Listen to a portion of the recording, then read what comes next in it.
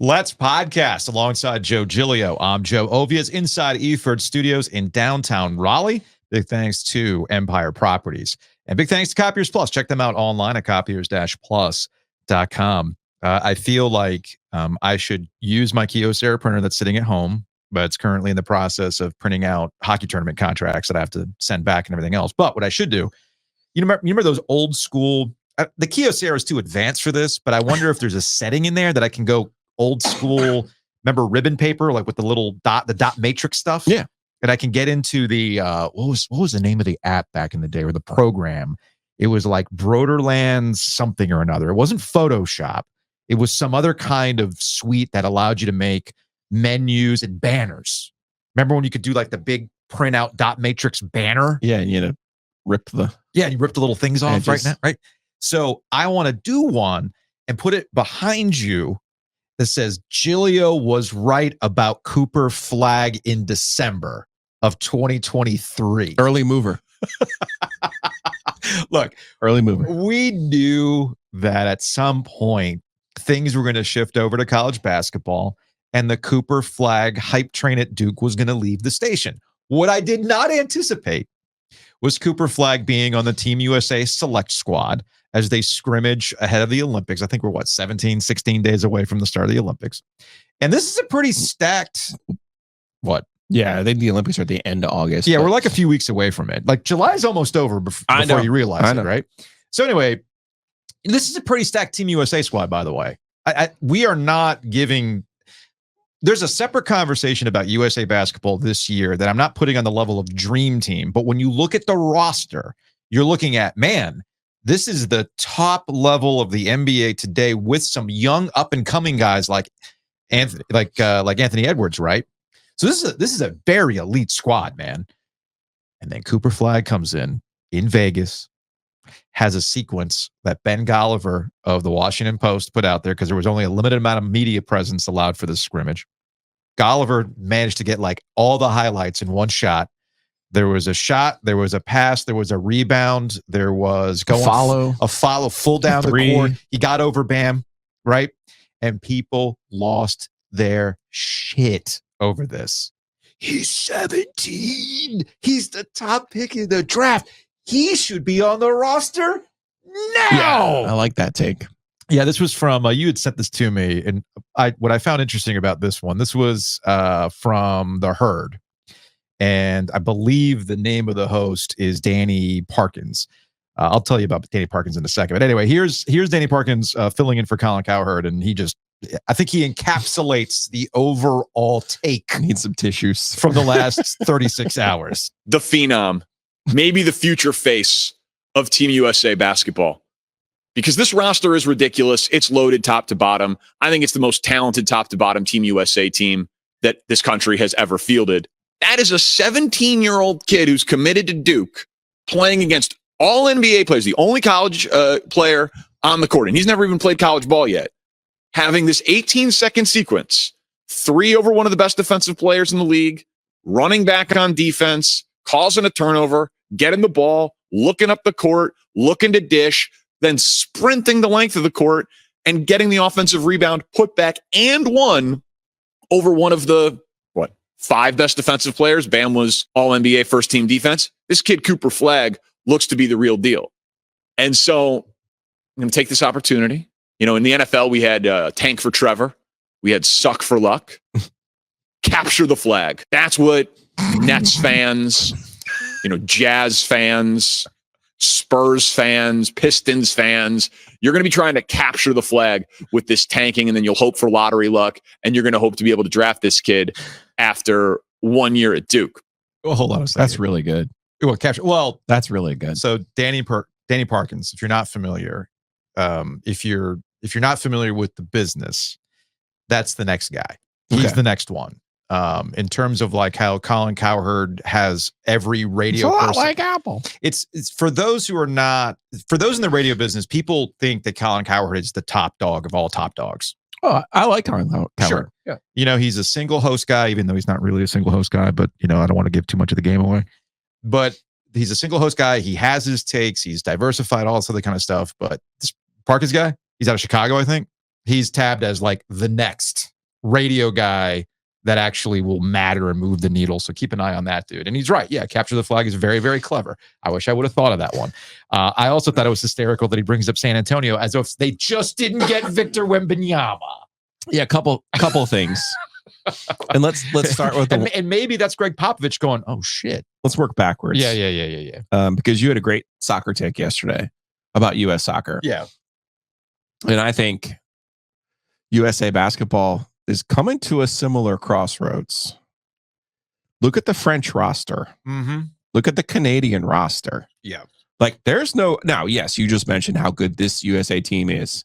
Sure. I think they do win this tournament. They should. But France and Canada, I mean, they are not walkovers. Like, you know, the old school Spain, they played together, but they weren't as talented as the US. Like there was a talent discrepancy between those Spanish teams in the US. Sure. Canada and France, that is not the case, sir. So coming down the road, the US is going to be at a disadvantage to France and Canada. They will be coming down the road.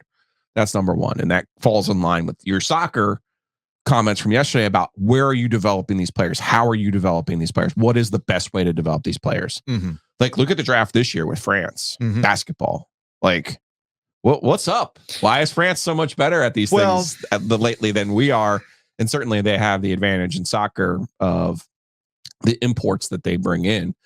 So not to get you sidetracked, I just wanted to point that out. No, you're not sidetracking me because I think that's an important thing that actually ties into Cooper Flagg. Okay. Because Cooper Flagg is a throwback. Yeah, goes to high school and yeah. Most of what we know about American basketball today is that we have essentially created two different leagues of basketball. It's not one type of basketball that feeds to the pros. It's not like what we see in college football, where because of the way college football is constructed, you've seen changes in the NFL game based on the kind of talent that's coming out of college. Yeah. Okay, you've seen this specifically on the offensive side of the ball. With basketball, because of the collective, we don't have enough time to get into the weeds as to why we've gone in this direction. CBAs, high school rules, all that, right? But essentially, college basketball and the NBA are two completely different products now.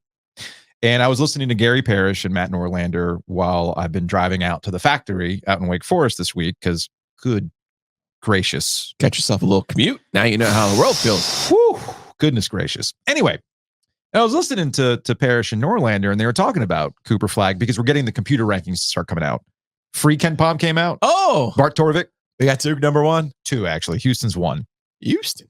And then Gary's talking about how he has Duke rated lower than a lot of other people do because he doesn't believe that a 17-year-old is going to be able to. I know you're already rolling your eyes. I'm with you on this. But he's of the belief that the 17-year-old is not going to be able to be reliable based on ask France what just happened in the Euros. Right. A 16-year-old for Spain beat them yesterday. And his argument makes sense to what I'm talking about in that the college game is completely different and that the teams that traditionally now win are those older teams. Yeah. As you've seen with UConn. And look, you know, John Shire went to the transfer portal this year to get better around Cooper Flagg. But it gets back to my original point about this is decidedly old school with Cooper Flagg. Phenomenal high school player going to a blue blood program, and everybody's going to be fascinated by watching this guy and what it means for the NBA. Man, this sounds like a great business plan, doesn't it? It also sounds like a good development plan. But the problem, much like soccer, is very much pay for play. And I don't even want to get into the AAU. I think the bigger problems are those overtime elites. Because you go to a program like Overtime Elite, you're not there to play basketball. You're there to make content. Which is why I argue the value of college is still there. Because in college, we got this with the Scoot Henderson debate and Brandon Miller. With the Hornets. People are all about Scoot Henderson, blah, blah, blah, blah, blah. And I'm like, you know what, man? I'd rather take somebody who's been in some stakes in college. And that's Cooper Flagg's going to get a much better experience at Duke playing high-level basketball games, whether it's rivalry games like North Carolina, the grinder of the ACC, whether you get into the tournaments and stuff like that. Those are stakes, okay? Actual stakes that matter. Hey, come on, man. What? Don't make me be the one to say it. What? Games that matter? Games that matter? Yeah. What? Yeah, say it. Say their name.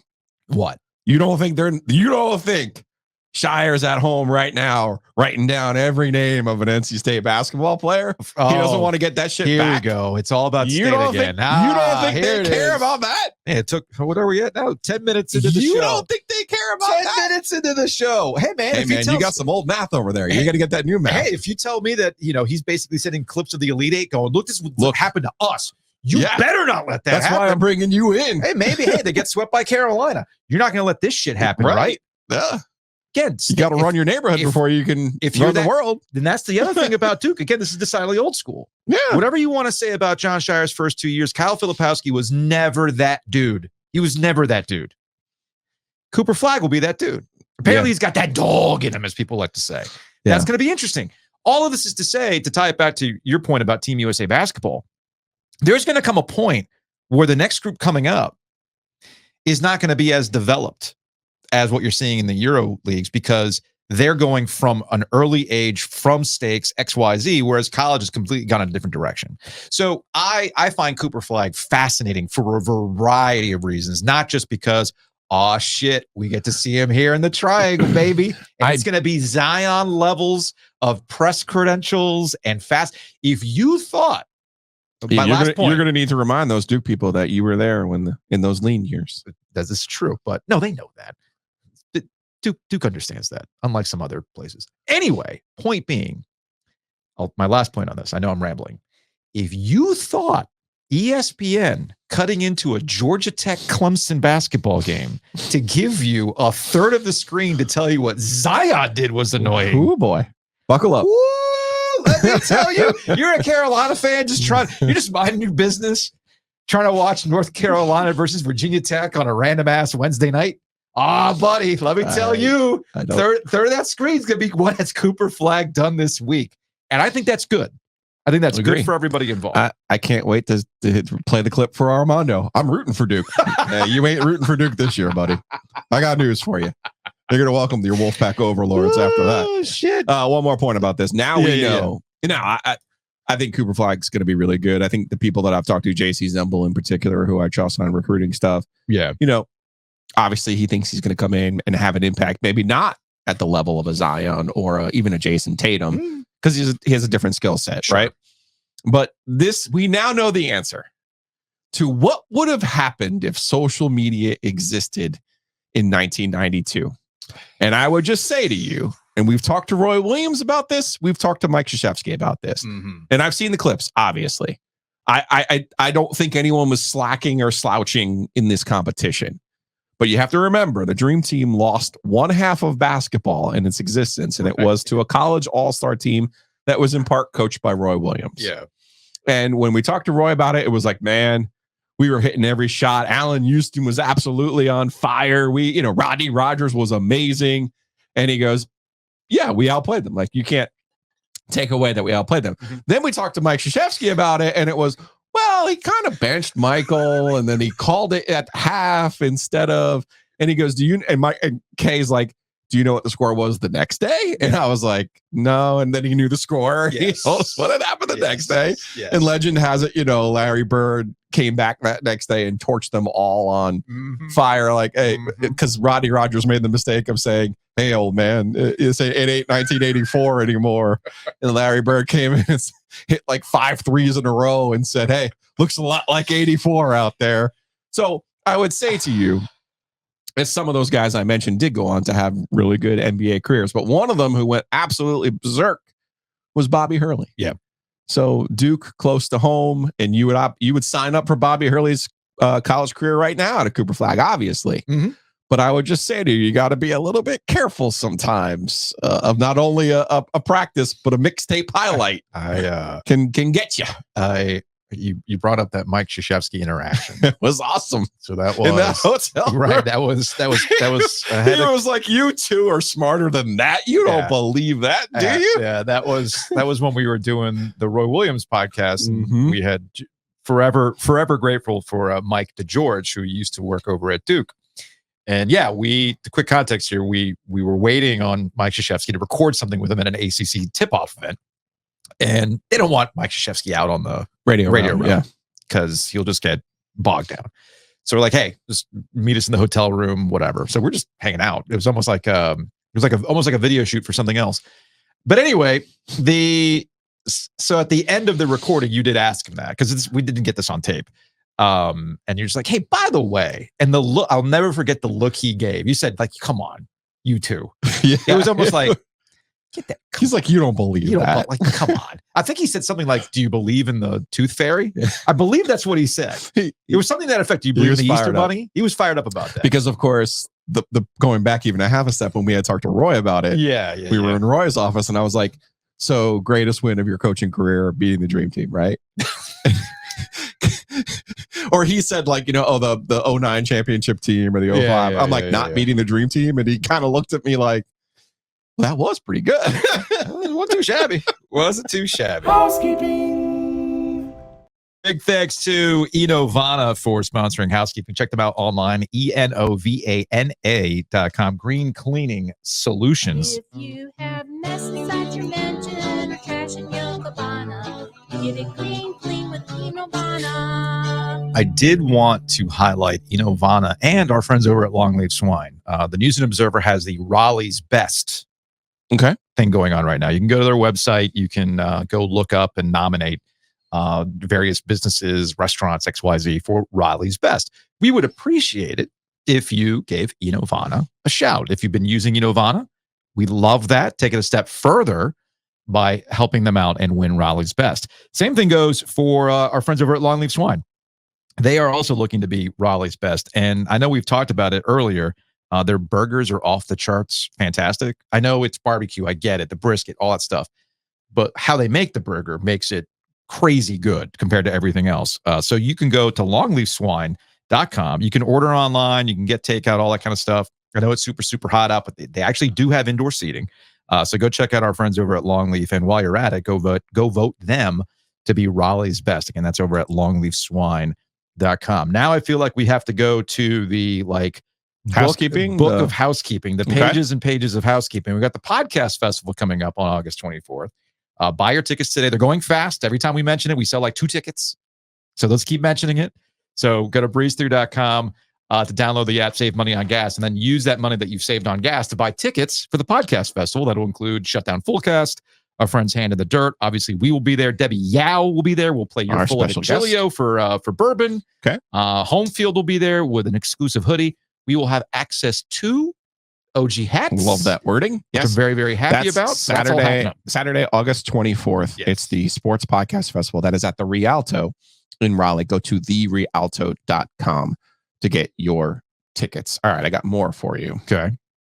Let's skip ahead to the OG Golf Classic because we already have, speaking of going fast, spots are going fast. Groups are going fast. Unofficially brought to you by Novak. Yeah, officially and unofficially. We'll get to our friends here in a second because I got more new merch. The week of Novak continues. Yeah. OG Golf Classic is a Friday. It's September 20th. And here's my email. Just send me an email if you would like a group in the OG Golf Classic. It's September 20th? September 20th. Oh, okay. Yes. It's a Friday. Gotcha. It's a Friday. I needed to clear that up. Yes. Yeah, for some reason, I thought you said the 30th. I did. I was listening back and I'm like, oh my gosh, I did the wrong date. Okay. So it's the 20th. NC State plays the next day at Clemson. So I picked a kind of a spot on the calendar that I thought would be advantageous to us. Plus, I wanted to play in September. I feel like, last year was great. It was the first week of October, but I felt like September is the golf month. So Friday, September 20th. Okay. OG Golf Classic. Send me an email if you'd like to get a group. It's $400 per group in the OG Golf Classic. Okay. Here's the thing. I really do limit this to 18 groups because you and I have played in so many events, media events take forever, that take 5.5 hours. Sometimes you don't even finish them. Yeah. Okay. We did this last year. We had 18 groups. We got this done in just about 4 hours. Everybody was happy. We had all kinds of great prizes. We're going to have great prizes again. We had all kinds of great food and beer. We'll do all of those things again. It's just going to be in September. So email me, gilio.joe@gmail.com if you would like to reserve a group. And there have been some people who have reached out and said, hey, I'm an individual. I can make that work. But it is better for me at first to sell all of those groups. And then I'll leave a group or two for individuals. And now, Joe, and there's the email again, gilio.joe@gmail.com. Send me a email and I'll reserve a spot for you and your group. Now, we have to set a couple of rules here real quick. Because people are now into this. They want to hit the left-handed 13 wood. Okay, so here's what I propose. Are we having a meeting? Let's have a meeting. Okay, hold on a second. We are having a meeting. Attention, we are having a meeting. So how about I set up at the hole that's on the backyard of your parents, Okay. like I did last year? I have two thoughts, but go ahead. Okay, so I'll be there with booze, Okay. like I was last year. I don't know, is Kenneth going to be chilling too? Of course. Okay. So over I'll speak for Kenneth. Yeah. Kenneth will be there. Maybe I can give him his jersey back finally. It's almost been a year.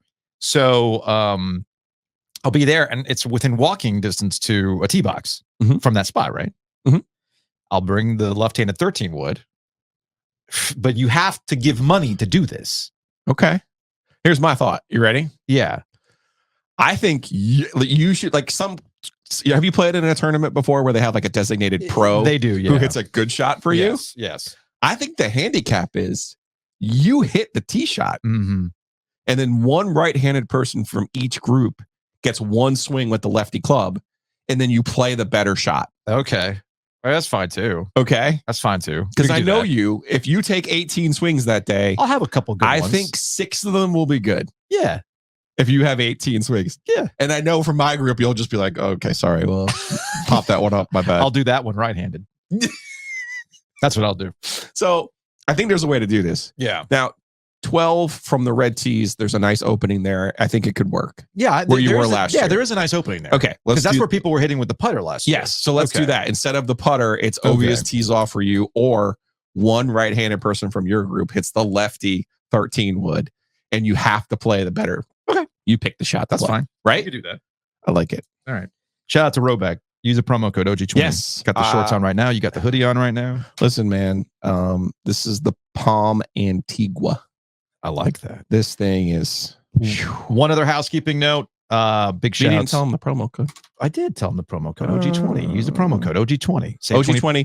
Save 20%. Save 20%. RHO back. And then roll the back. money that you save at Rowback, you can use towards ice cream at Two Roosters. And you can join us July 18th. I was going to say. At the factory, where I've been spending all week. We got Jared hitting us up today. Oh, yeah. Jared might make an appearance. Is it Jared's time, or is that later? Nah, well, that'll be a lightning round.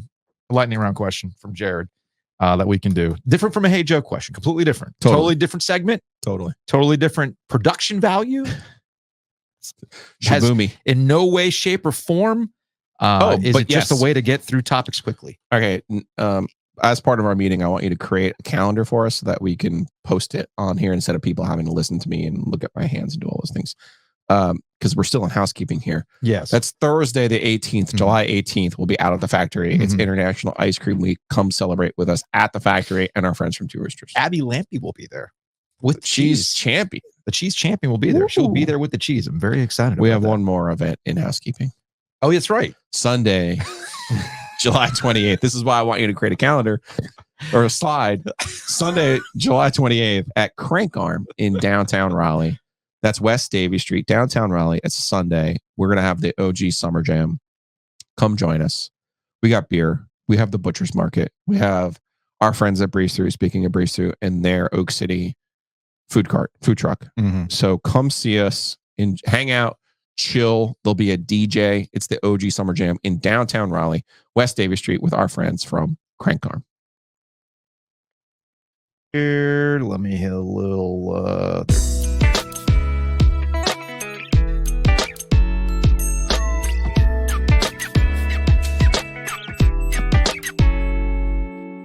Joining us on the Heister Automotive Group hotline, Clemson legend. He has not sued his way to get out of this podcast appearance. We're very happy about that. And he's back from Dallas. He is Eric McElwain of the ACC Network. Eric, what's going on, man? What's up? Great to see you guys. Glad you're thriving. Excited to talk a little SMU today. Come on. So how was the visit to Dallas, man? Like, look, as cynical as I can be, you know me long enough now that I can be a little cynical at times. I will admit, it brought me some joy. It warmed my cold heart to see them so hype about joining the conference. They want to be here. They want to be here. I love that. Super hype. Let me just tell you, we did the show at a bar called The Happiest Place or something of that nature. And we should have done it 10 times bigger. I mean, it was wall to wall. There was 2,500 people there. players, coaches, administrators, boosters, fans, everybody.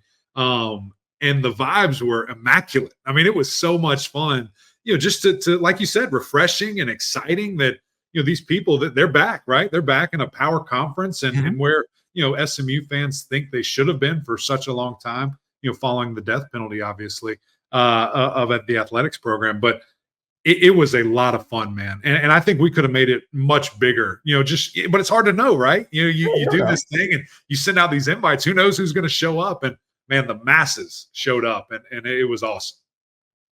So how good is SMU going to be? Joe and I have been kind of goofing around. The most go ACC thing that would happen is that SMU in their first year with no divisions wrecks shop and like stuns the world and wins the league.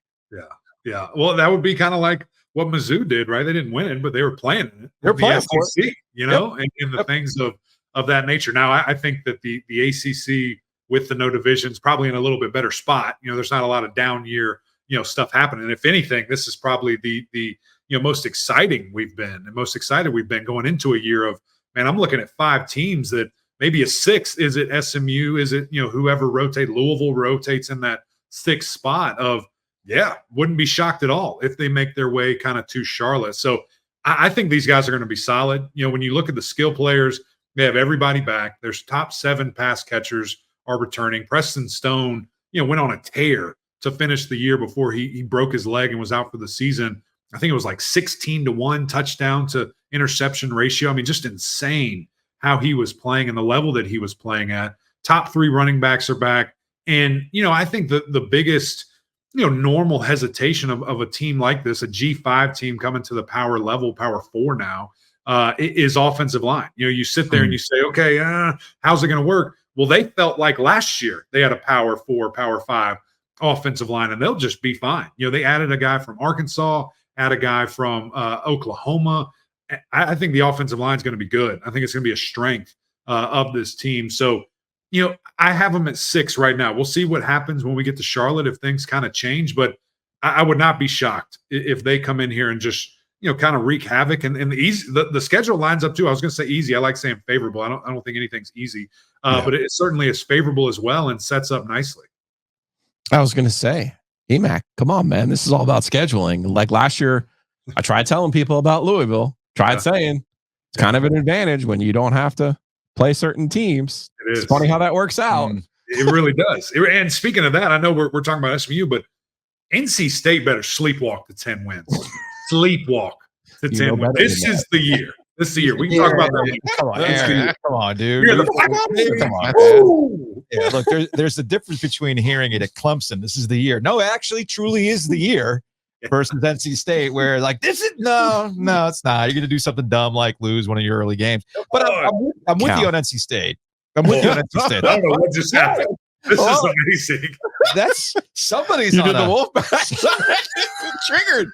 It's time, baby. You know what? Maybe we're wrong. Maybe that's the lasers were a sign that NC State might actually win this thing. So I'm going to clip that, and when they get to Charlotte for the championship, I'm going to bring that back. You also got to be careful with EMAC, man. Dave Doran consumes all EMAC content. I know.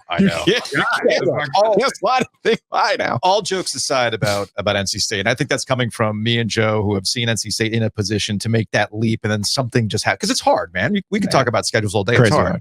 But what's interesting about NC State, and what'll be interesting about Dave Doran, and I'm curious about your conversations with Dave and NC State, this will be a much more offensive-minded team. With Grayson McCall, you got KC there. They've got some transfers that have come in. There have been conversations about State being dynamic offensively, but we haven't seen it consistently on the football field. But this one sets up to actually be dynamic this season. I'm maybe curious to see how it plays out.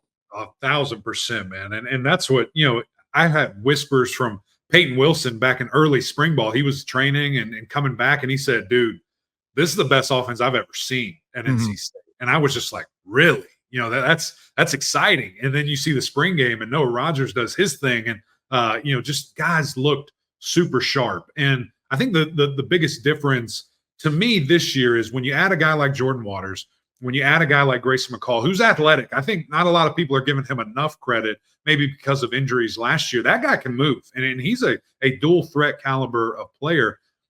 add in Hollywood, transfer from Oklahoma, like that run game for the first time in how many years? 4 or 5 years? Like when we need it consistently, okay, let's go and take it. I expect that to be there. And then you look at the weapons that now KC Concepcion has around him. Doesn't have to be the guy that catches it, runs it, throws it. You know, he can just be a piece and just be free because of all these guys that we have brought in.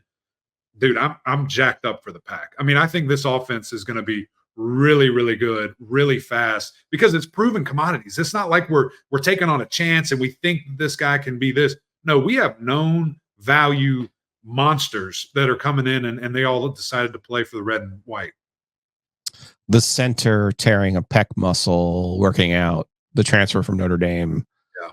Under old days, I would give that a different description, but no, their offensive line is my question. And then they have two guys that they really need. The Oregon kid who didn't play last year, they need him to be able to play, and I think they do need the Notre Dame kid to be able to healthy him and to play. Defensively with State, you mentioned Peyton Wilson. I think a lot of people are just kind of like, well, no, they'll just throw another one of those in there. And Joe and I have Phillip Rivers scars, so it's like, oh no, we got a guy from Pennsylvania. He's great. The Peyton Wilson appreciation was already high. I think it's going to get even higher. Or to hit it closer to home to my man. Oh no, Kelly Bryant. He's great. Step right in there. That was to a playoff, man. That's not the reference. That's not the right reference. There's others that are much more prevalent right now. But I agree with you. It is going to be. Let me get a sidetrack though. Let me give you now that I'm there. Let me give you a little sidetrack. Yeah. As a Clemson person, right? Is 100%. Is it not odd to you? I'm not in football mode. I'm getting in football mode though. Let me get this straight. The quarterback who wasn't good enough for Clemson and was essentially run out of town is now the quarterback at Florida State, and they're the favorites to win the league. Got it.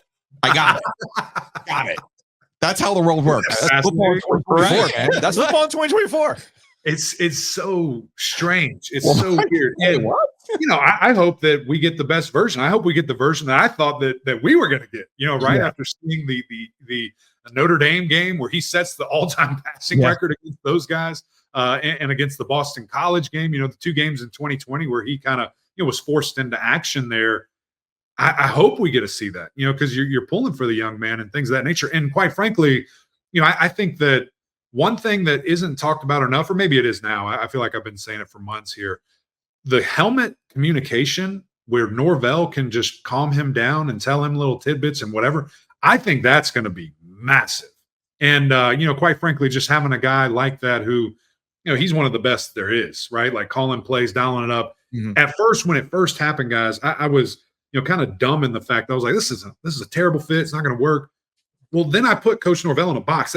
He's not running Jordan Travis's offense. He's going to run DJU's offense and what he does best. And it's going to be a lot of power, a lot of quarterback power, a heavy dose of run game, and let's get our weapons involved how we can. And so it is fascinating, but I do hope that we see the best version, of DJU so far. He's older, and I do think he'll have better players around them because of Norvell's willingness to go into the portal and actually augment his roster. Now we can go back to the NC State defensive question. I don't think Eric's ever going to come back with us, man. I started with violence. We continue. I'm good. With violence, man. I don't know, man. Hey, look, you know what? Shout out to Ingles. Thank you. Freebies right here. They're looking good.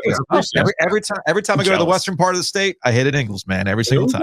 I love that. Can you clip that and send it to me? That would I will do that. Going back to the NC State defense, I agree with you. It's going to be some growing pains, right? I mean, you lost a generational. I don't know how you guys feel about it, but probably one of, if not the best defensive player to ever wear the uniform. I mean, he was such a talented guy. The things that he's able to do, and now that's gone. But here's the deal.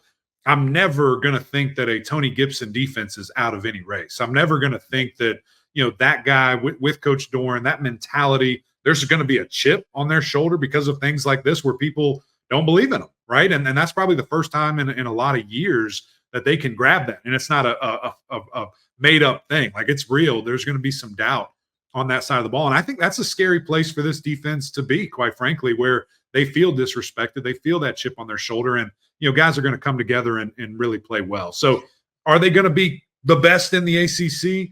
Probably not. But I still expect them to be up there. Speaking of chip on the shoulder, Wes Durham hung out in studio. What was it, 2 weeks ago when he was rolling through town?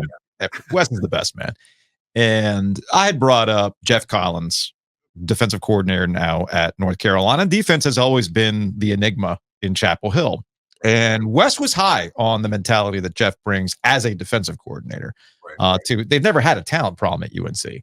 So I'm just kind of curious, without the conversation being solely about the quarterback, how it's been the last 4 years over at UNC, they really do need the defense to finally step up. I'll be curious to see how Collins does this. I don't know what you're hearing or what you're picking up on from the spring and getting ready for this fall practice, but I really do think it's kind of an inverse situation where NC State's about offense and North Carolina's going to be about defense this year. What a weird thing. What a weird parallel universe that we're in there, just to add the quarterback changes too. Yeah, I'm right there with you, man. I think that I love him as a play caller. I think that people got, worn out or whatever the feeling was when he was the head coach of Georgia Tech because of the marketing, because of all the glitzing. But he had to do that. He had to make Georgia Tech cool. You know what I'm saying? Where people would at least come and visit, come and look.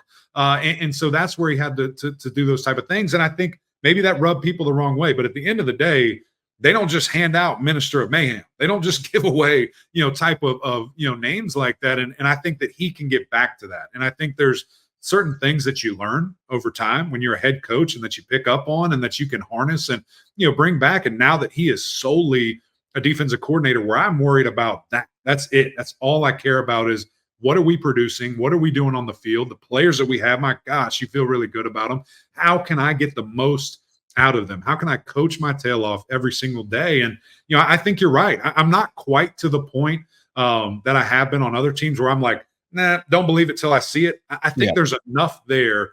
And I trust him enough, especially as a D coordinator, just being that, where I do think that we see a step from North Carolina. And we've said this for years, right? It doesn't have to be a top 4 step. It just can't be a bottom 4 step. You can't live there. And especially with this defensive line, all that talent that they have, arguably one of the best edge guys in Kamen Rucker, who is back, who's not even a part of that, talent stars recruiting thing conversation. He was a nobody coming in. How can everyone else finally elevate their game and we finally see those guys play to their potential? That's going to wrap it up. I love the schedule too. I feel like you're going to spend so much time talking about schedules this year, and you should, because I really do. Like Carolina, State, Syracuse is the one who doesn't play Florida State or Clemson. That's nice. Right. Yeah. I don't know. I mean, it can be interesting. Kyle McCord, he's a bad boy, man. He's a bad boy. Look at him. So, Eric, what do we got coming up for the rest of the summer for you? I know you're going to be at ACC kickoff. We'll see you at ACC kickoff. What's the schedule for you, man? Yeah. Well, first of all, I'm going to be there soon, shortly after ACC kickoff. NC State is my first trip on this summer tour that we're going to do with the ACC network. So I need to come by. I need to see you guys. Would love to see the studio. I don't think you'll fit in our 10x10, but we'll make it. Hey, I'm trying to slim up. I'm trying to drop the LB. So maybe I would. Maybe do with that. You're just big dude. But we got a chair for you. We need some Clemson flag. Yes, I'll bring it. Don't worry about that. Yeah, we need something. I'll make it, enough to. And also, what size T-shirt are you? 3X if you got it. Okay.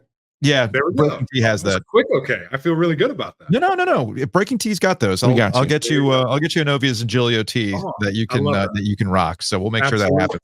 So we've got that coming up, TV stuff, and then podcast. We're about to start our ACC previews. 17 episodes, 17 head coaches, 17 previews. I mean, it was nuts. We just finished up the last one today, and it's exciting, man. So it's going to be different, going to be new, but we're jacked up about it. And these coaches, I'll tell you this too, last thing, I'm sorry. There was a lot of confidence with these guys. And I think that that's what is exciting to me is not only do I think they're going to be good, but those guys think that they're going to be good. And I just hope it translates. We got a lot of opportunity. I think, NC State, Tennessee is a massive one. Florida, Miami, I don't think Florida's going to be good, but it's something that you got to show. And of course, Clemson, Georgia early, what can they do? Can they win? Can they keep it close? What does it look like? Because that's how you shape narratives moving forward through a season. Love it, man. Eric, appreciate it. And don't be a stranger. If you're going to be in town, let us know. We'll get you up here. All right, man. No doubt. Appreciate you guys. See y'all.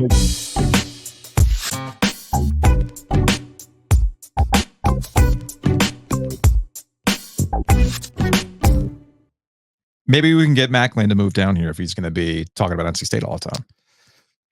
This is his home away from home. It kind of is. Yeah, it kind of is. We can hook him up with Hometown Realty. Absolutely. Check them out, myhtr.com. Buy, sell. More importantly, you can calculate, get a good idea of what that mortgage is going to look like on the website. And that way you buy with confidence. That's the key right now. This market's still hot. You can hear about other markets and where they are right now, but this market remains hot. There's a lot of new construction going up, and Hometown Realty can help you out understanding incentives, timetables, etc. So check them out online at myhtr.com. Let's say you did buy the house or you sold the house with myhtr.com.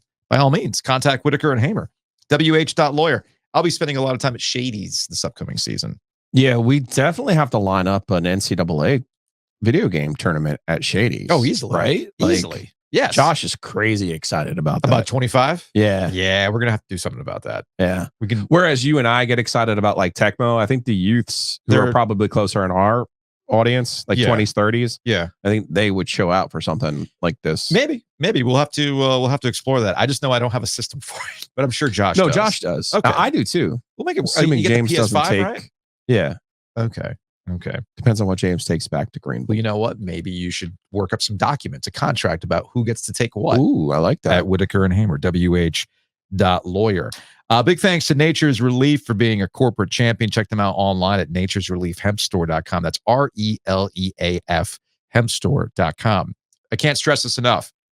In fact, I was actually talking about this with friends recently about going to different states and different rules and how can you what's the difference between Delta 8 and Delta 9 and what's THCA and what's this 0.3% stuff?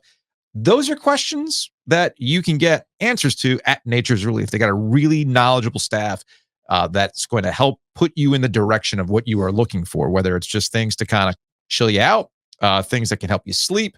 There's also some other products. Alternatives to drinking too. Right. Alternatives to drinking, but also alternatives to pain relief as well. They got all sorts of stuff at Nature's Relief. It's a really cool space. They got a really cool staff, and they can help you out. And they have summer hours, new summer hours over on Western Boulevard. It's Thursday through Saturday, 10 a.m. through 10 p.m. So Thursday through Saturday, 10 a.m. through 10 p.m. Again, go in, get yourself some drinks, get yourself some information, and tell them the OG sent me.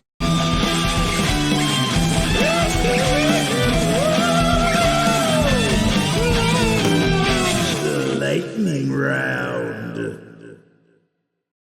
You want to make this like a real lightning round real quick? Yeah, let's do it. I don't know. I don't think I'm capable of it. No. Lightning round item number 1. Let's talk about the Joker, shall we? This requires some context, which is probably why this is not going to be a super lightning round. But he's at Wimbledon. He takes on some German dude named like Holger. Rune, I believe it's his last name. So we're making him Scottish, but that's fine. Well, you know what? My dad one time when he first moved here, he was worried about like, hey man, you ain't from around here, are you? He said he was Scottish. Your dad? Yes, true story. I am not making this up.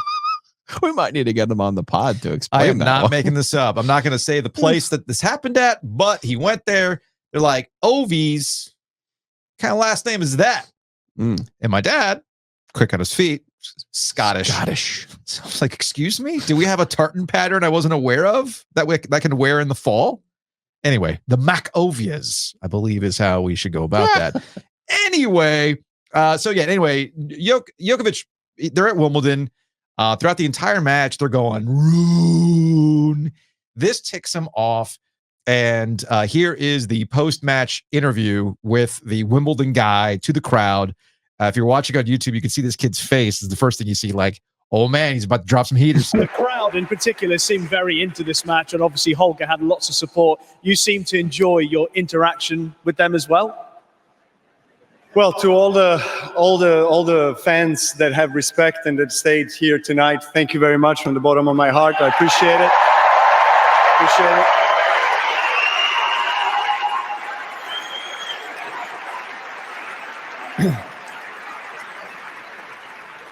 And to all those people that have chosen to disrespect the player, in this case me, have a good night.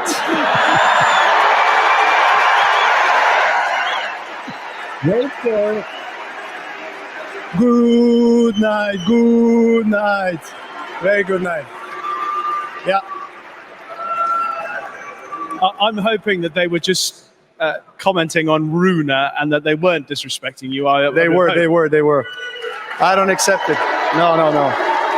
I know they were cheering for Rune, but that's an excuse to also boo. Listen. I've been on the tour for more than 20 years, so trust me. I know all the tricks. I know how it works. It's fine. It's okay. No, it's fine. Clearly, it's not. Please tell the paper I was not owned. Please tell the paper I was not owned. Big drill energy from Novak Djokovic. I love it though. So he apparently but I would like for him to more lean into this thing. Well, he right? did. He did because he went on with the BBC after the fact. I love this. Some guy named Global Dissident. The BBC wanted to provoke the goat of tennis, Novak Djokovic, and the man stood up for his principles no matter what. He left the interview 98 seconds in. Finally, someone has put them in their place after all this time. They didn't realize people want to go after the BBC. Let me. What's the media? Joe? Your post-match reaction, speaking about some members of the crowd being disrespectful. On reflection, how do you feel now? Same. You're a 7-time champion here. Do you feel you get the respect you deserve? Look, I as I said in the post-match interview, I thanked all the people. Most of the people in the stadium tonight were respectful, and I thank them. And I know that, after watching all day tennis is not easy to stay. I mean, so I was thankful. I don't take it for granted. Obviously, they're a big part of why I still play. The crowds and people who really appreciate the tennis players and what we do and the efforts we put in, and we appreciate them paying tickets and coming to support us and to support the tennis, to support this beautiful tournament. So I always try to acknowledge that. But then when I feel that the crowd is stepping over the line, I react, and I don't regret my words or actions on the court. How do you feel your mindset is when there is some disrespect from the crowd? Does it help you play better? Do you have any other questions other than the crowd? Or are you focused only on that, or any questions about the match or something like that, or is it solely focused on that? Well, your immediate reaction after was. Well, I mean, this is the third question already. I mean, I said what I have to say. I mean, maybe we can speak about it. With Alex de Minaur up next. Yeah, I look forward to it. It's going to be a tough one. It's going to be popular here. Yeah.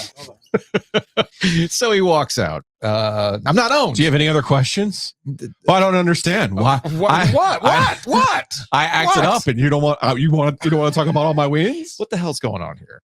I think he just wants respect, man. Does he not get respect? He doesn't. He's not lovable. He's really not even likable. But does he not understand that? I think he probably goes through ebbs and flows. Right. Because this is what, I mean, I don't want to make this about Aaron Rodgers, but like Aaron Rodgers, I understand what he's doing. He just wants to be loved by somebody. Imagine if Aaron Rodgers had 7 Super Bowl titles, one more than Tom Brady, and was treated the way that he is. Like Aaron Rodgers is treated the way that he is because he's only done it once, even though he's the most talented guy to do it. But he wants to be loved so much that he's found his people that are going to absolutely love him. I mean, I'm sure Joker's got the same thing, right?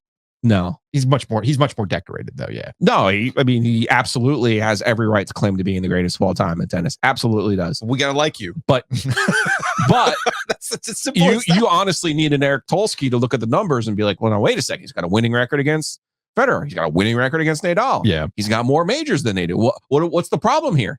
And it's like, well, yeah, but he's not as handsome as Federer. Right. No, he's not as flamboyant as Nadal. That's sports, dude. He doesn't have his one, surface like Nadal with the clay where you're like, oh, wow, I love this guy. Remember that time? Or even the matchups that they had. Mm-hmm. You go with tennis, obviously, Agassi and Sampras. You're like, oh, yeah, remember that time? And it's like, he's just too good.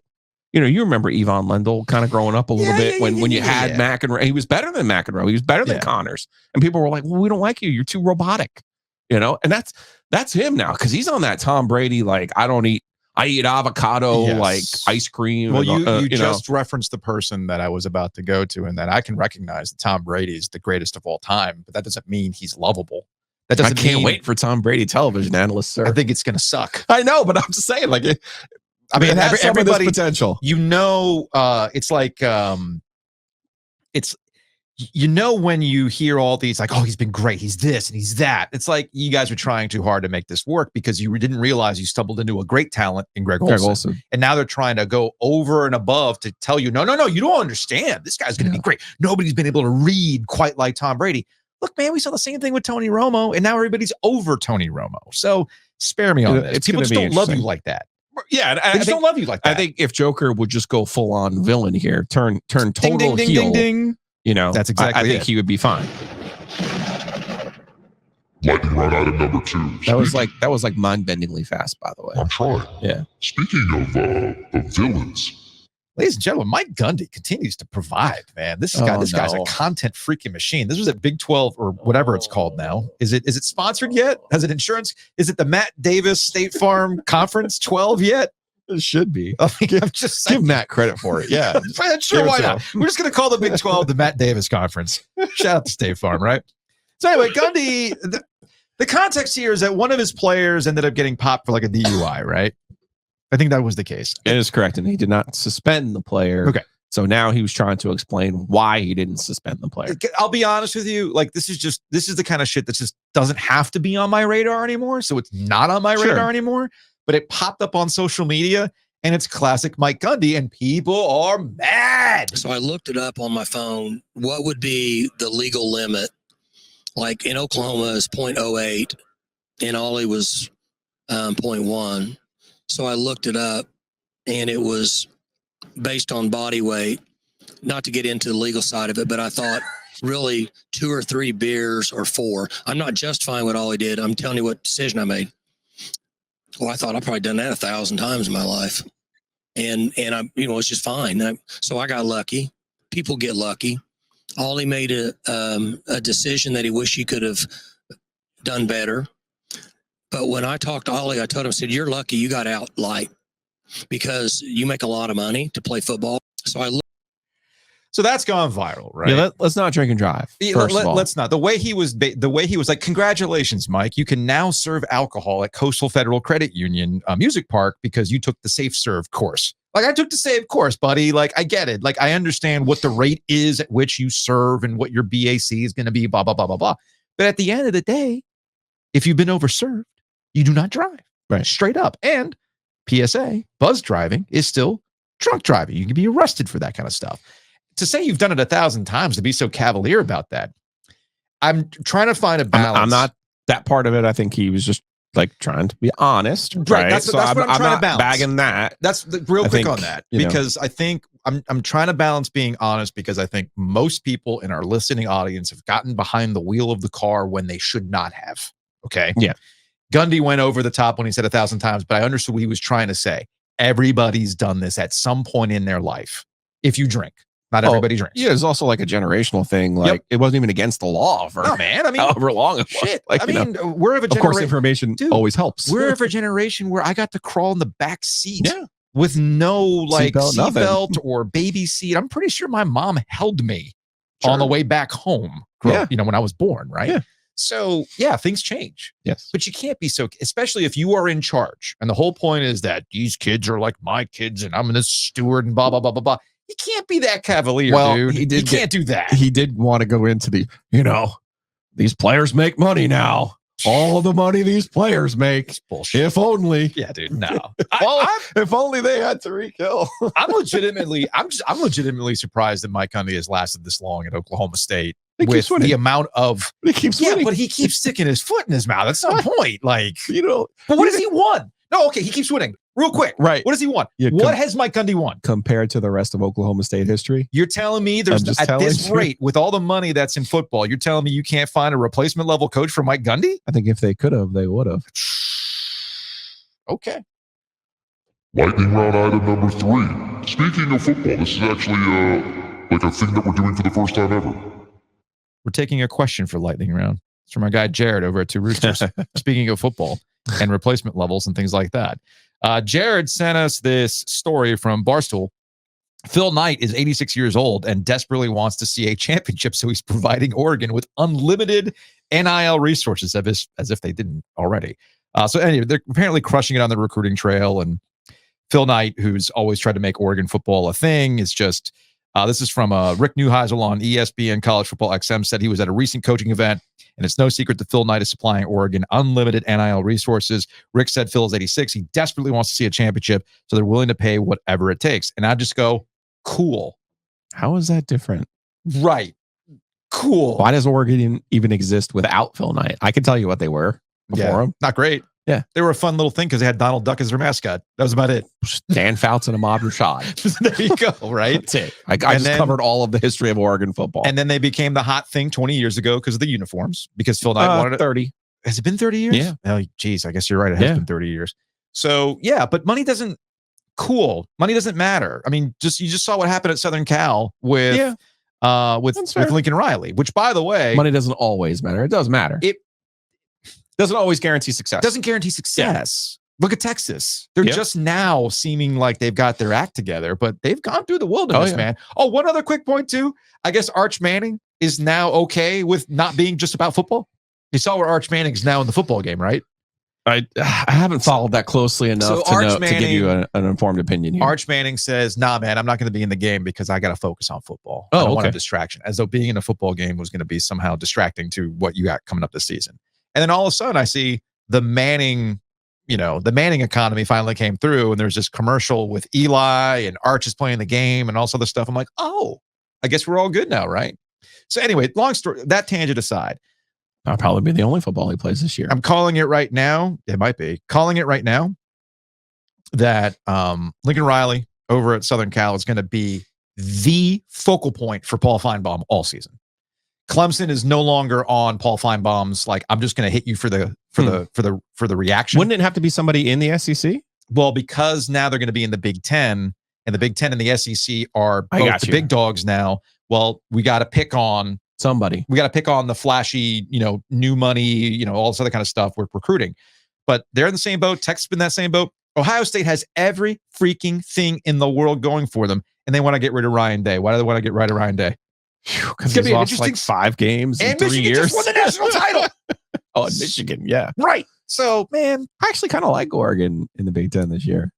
Last item in the lightning round. I'm very excited about this. Remember the SNL skit way back in the day about the steroid Olympics? Yes. Pretty funny, right? Yeah. Venture capitalist, interesting dude that I don't really want to get into. You can Google him. His name is Peter Thiel, Thiel. Okay. He's got a lot of money and he has a lot of influence. And I'm putting this up on the YouTube. He has introduced and is getting ready to begin the enhanced games. I'm not making this up. This is a real thing. Is that Marion Jones? I don't know. I don't think it is. But look, I don't know. Didn't quite look. She wore that crop like that. She kind of did. All right. I don't know, man. It could be AI for all I know. Let's just put in AI imagery. She put it, Peter Thiel put it into the Dolly ChatGPT track runner, please. Boom, and that's what you get. It's a hell of a lot like Marion Jones. Anyway, the race for superhumanity is on. Welcome to the enhanced games, the ultimate demonstration of what the human body is capable of. The world's best athletes enhanced. When 44% of athletes already use performance enhancements, it's time to safely celebrate science. The science is real. Pay the athletes, safe sports, event plan, all these other things that are going on. The whole science is real. This is from one of their doctors. At the enhanced games, we encourage the use of performance enhancements under the appropriate medical safeguards. This is our opportunity to evolve humanity by demonstrating what the human body is truly capable of. Now, if you know anything about Silicon Valley, which is where Peter Thiel comes from, we're not that far removed from having like a blood boy. Okay? Like, I need a young, strapping male right there on the track, and when the race is over, hook him up with a transfusion so I can get that new blood in me. You think I'm kidding? I am not, because that was what's his name? Lance Armstrong. Lance Armstrong was like with the EPO and stuff like that. There's one guy that's trying to defy aging, so he's doing all these like weird blood things and whatnot. He's actually aged a lot in 5 years, but this is the weird stuff. But if you're gonna do the enhanced games, I don't know all the particulars yet, but if you're going to do the enhanced Ben games, Johnson has to be the one who lights the first flame. Got to do that, right? And I also don't just show me them when they get on the track. I want to be in the doctor's office. Oh, you want the Drago training montage where they're sticking That's them. what I want. Yeah. That's why I watch. Like, oh, what are you getting shot up with? I want, you know how you have the nutritional label? So instead of giving me the stats, like he's 6'5", he's from this country, I need a nutrition label. Like you're 1,000% biotin and some horse anabolic. I was going to say, here's the horse juice. Here's the horse juice, right? That's what I want. I want the nutritional value of each can guy. you handle of the good stuff? Right. That dude is got Toradol racing through his veins right now. That's what I want. If that's what you're going to give me with the enhanced games, I am absolutely going to watch this. Absolutely going to watch it. Very hype about that. The Russians already have this. Like we don't cheat, but they're going to say, did you see that Netflix documentary? Like we don't. We're like, yeah, we're swapping out. They were swapping out like vodka bottles with the juice. It was crazy stuff. Like we don't. What's A-Rod's uncle up to? Yeah, cousin Yuri. Cousin Yuri. What's Cousin he up Yuri to? and Peyton Manning's wife. Yeah, man. Yeah. Let's go. Yep. Gotta make this happen in Get Germany. those shipments. Tiger Woods is like, yo, hey, you got something for me? Let's go, man. That'll wrap it up for the lightning round. That was super quick today. It was super quick.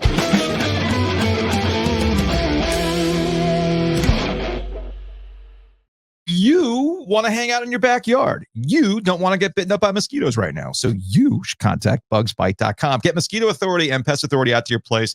Mosquito Authority will handle your outside. No contracts. You can just do it as you go. You can bundle and save as well between Mosquito Authority and Pest Authority. Again, check out bugsbite.com. Big thanks to the Butcher's Market. You've heard us reference Butcher's Market throughout today's show. More importantly, go to the Butcher's Market and get yourself some steak tips. Get yourself some pre-made meals. Don't sleep on the manicotti, the Italian enchiladas. Big fan of that. You want this now or you want it in? Hey, Joe. Give it to me now. Great email from listener Mike. Okay. Not to me, but to the Butcher's Market, and it was shared with me. Awesome. You ready? Yeah. I just wanted to say thanks for a great lunch yesterday. My wife has been craving a French dip lately and had struck out with bad sandwiches the past few times she had tried one at various places around town. Mm-hmm. I recently heard Joe Giglio highly recommend your French dip. So I suggested we pick up some hot dogs for the grill for the holiday and to try the sandwich while we were there. I've had many of your sandwiches and they are always delicious, but felt the need to pass on a compliment today. That sandwich completely turned our whole family's holiday around. I love that. This is so good. Love it. My toddler has been getting over a virus and mom was pretty hangry and tired. Oh, no, you don't want that. That first bite completely changed her mood and consequently the mood of the entire family. I love that. She's been working very hard lately and it was awesome to see her get to enjoy something that hit the spot. Although I am a little bit concerned for our budget and how often she might now go for lunch. The hot dogs were great too. Can't beat good food on the holiday. Look forward to another visit soon. I love it. From Mike. So yes, unbelievable. Don't sleep on the sandwiches. Yes, I always tell Kenneth, man, especially in the newspaper business, when people were only your feedback was almost always bad of stuff. Yeah, yeah. You know, it's like you get one of those, and it's like, yes, I love it. So congrats. Check them out, thebutchersmarkets.com. Home base, man, Lake Boone. Go check them out. It'll be a lot of fun. Actually, I'll be at Lake Boone this Sunday, actually. But anyway, that's another story entirely. Matt Davis, InsureGarner.com, theoginsurance.com. Call him directly at 919-779-8277 from here on out. Anytime we talk about the Big 12. Big 12, Matt Davis presents. Matt Davis at State Farm presents any discussion about the Big 12. That's what we're going to do. So call him today at 919-779-8277. Why didn't we think of that? All of our conferences could be sponsored by our different. You know what? Corporate champions. We might have to roll that into our new one sheet. Who gets to advertisers? Who gets the ACC? Breester, probably. Our guy. Yeah. No, because Adam's an SEC guy. That's fair. You know, he would want the SEC anyway. He would want the SEC. Yeah, you're right. Tell Give you him what, the choice. Anytime there's a Rialto reference, it's like the ACC. Maybe that's what the Rialto ACC. It's Rialto ACC. Because what's more ACC than Hayes? You know? Nothing. I can't think of anything. Not one. I mean, never forget Hayes once brought down the house at the Four Seasons, whatever hotel that is in Greensboro, by taking over the piano. It was Pinehurst. It was Pinehurst? Yes. I thought the Michael Campanaro thing was was in Greensboro. No, the piano was Greensboro at the hotel where the golf is. Oh, was it the Grand Over? The Grand Over. That's right. I completely forgot. It was about late. That. Yes. Yeah. Chip was there too. We don't do it like Chip that helped. anymore. We just don't do it like that anymore. Big thanks to Happy and Hale. We're about to take a hockey break here in a second because we had a lot of reaction to yesterday's show talking to Rod Brindamore and Eric Tulsky. Let's take a break. Let's take a hockey break. Brought to you by Happy and Hale. Check them out. Download the app. You get some goodies that go with the app. More importantly, don't make the mistake that I did. Like, if you know it's going to be a busy time at Happy and Hale, get on the app and order. The app. Go pick it up. Not that the line doesn't move quickly, but if you got to get moving, that's the best way to go about it. I'm going over to Happy and Hale for lunch today with Joe Wagstaff. Oh, very nice. Give the Wag Man a shout for me. I would appreciate that. So yeah, check out Happy and Hale. Download the app and take advantage of the goodies around your birthday, etc., and get some really good food. The smoothies are fantastic. I had one earlier this week. That green smoothie is one of my favorites, and it might be yours too. If you have a little bit of a sweeter tooth, the Almond Brothers, folks. Almond Brothers is a really, really good one. I don't think that's sweet. It's got a little coffee. Got a little coffee to it.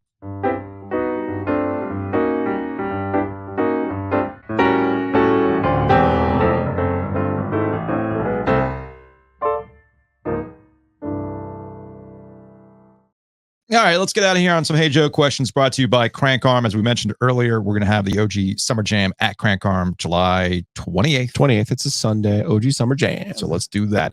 We had a lot of reaction to yesterday's interview with Rod Brindamore and Eric Tulsky. On the YouTube, from Kendall, Tulsky's mindset reminds me a lot of Man U in the heydays of Sir Alex. Even balanced team when it comes to age. It makes a lot of sense. Great interview with Tulsky. I like what he had to say about prioritizing fit and finding the right guys to play Rod's way. Gives me confidence in next season. Go Canes. But SB was not necessarily feeling that. He says the front office did Rod ugly. It did the fans ugly. It did itself ugly. Nice to see Rod acknowledging it and not trying to polish the turd like some of the others are trying to do. It was a horrific offseason. And it didn't have to go down that way. Very frustrating. I hope Rod finds a way to get the team through at least one round of the playoffs again and continues his impressive streak. And just to be clear, I hope Eric has great success as well, this entire organization. I may be a complainer, but I'm a huge Canes fan. I just want the team to get that second cup. Coming up short last year was a real gut punch. I think the biggest takeaway from our conversation with Rod, at least for people who might not be familiar with our conversations with Rod, was just very how open he was about like, yeah, man, it's not how I thought the offseason was going to go. It was tough to see some people leave. We took a hit. Oh, it was more than that. I was like, yeah, we got worse. It was the opposite of the got man. Yep. We got better today. Yeah. No, and I think it's okay to have the initial reaction to losing the players that they did. Yes. And I think Rod had that initial reaction. I do think it's important to see how the new parts fit in. Like Tulsky said, what players do we have rated as a B+? Yeah. I think he gives away a little bit of the game there, because those are some of the players that obviously you'll see come into the lineup. But truly, and I'm glad, on Monday we talked about what's the disconnect between Rod and Marty Necas. And one of my big takeaways from the interview was how Rod was saying, I'm one of the most vocal champions for Marty Necas. Yes. So that leads me to believe that there's still more there. Mm-hmm. And then Kokanyemi, as he talked about, sometimes, when you're the nominal second or third line guy, all of a sudden you're playing fourth line minutes and you look around and you're like, well, okay, Jordan was good today. Oh, okay, well, other guys were good today. Yeah. And you don't feel it incumbent upon you to be that good today. And I think some of that urgency could help Kokanyemi. And if it doesn't, I don't think there's any problem with Jack Drury getting significant minutes. His leadership and his ability. So I think some of these younger guys are going to get chances. Mm-hmm. And I think that's what people need to square. And I do think it's hard sometimes. And I notice I did not say to Rod that cap space is an asset. He don't want to hear that. He doesn't want to hear that stuff. That's for front office, man. Now Tulsky can look at it and go, hey, this is something that could potentially help us. But I do think as a fan, it's okay to sit there and go, hey man, we lost a bunch of guys and we didn't really replace them with the same type of players. So I think you can have that reaction, but I also think you can also trust a little bit what the Hurricanes have done to say, all right, how is this going to work? How will Rod make this work? Yeah. And I think you do have to have some level of trust that he is going to make it work. Last Hey Joe question from our friend Aaron Beard. Oh boy. Saw something on Twitter yesterday that I found disturbing. The fact that the Ewoks had a dress that just happened to fit Leia after they decided not to kill, cook over a campfire, and eat Luke, Han, and the rest of them in Return of the Jedi. That means that they killed, cooked over a campfire, and ate a woman of Leia's size previously and kept her dress. Yeah.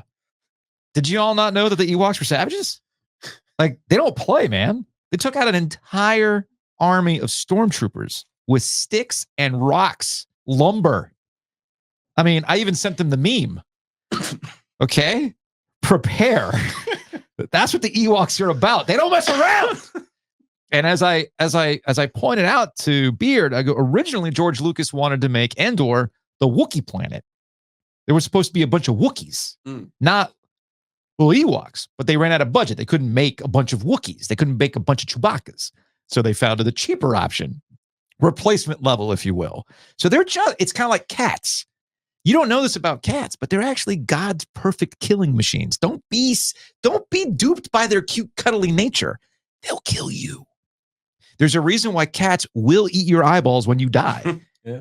Whereas dogs are like, oh no, my companion. Cats are like, I'm sorry, this bowl is empty. You're on the floor. Guess what? Eyeballs are gone.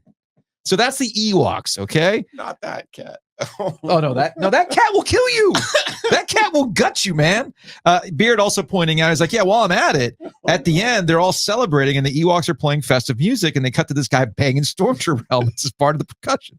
But now I'm thinking it's likely that they don't include the heads. Right?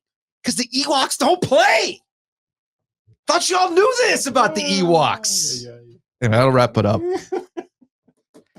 Seriously, I want an Ewok series rated R. A trilogy of Ewoks. I could find that for you. Sure, there's always something for somebody on the internet.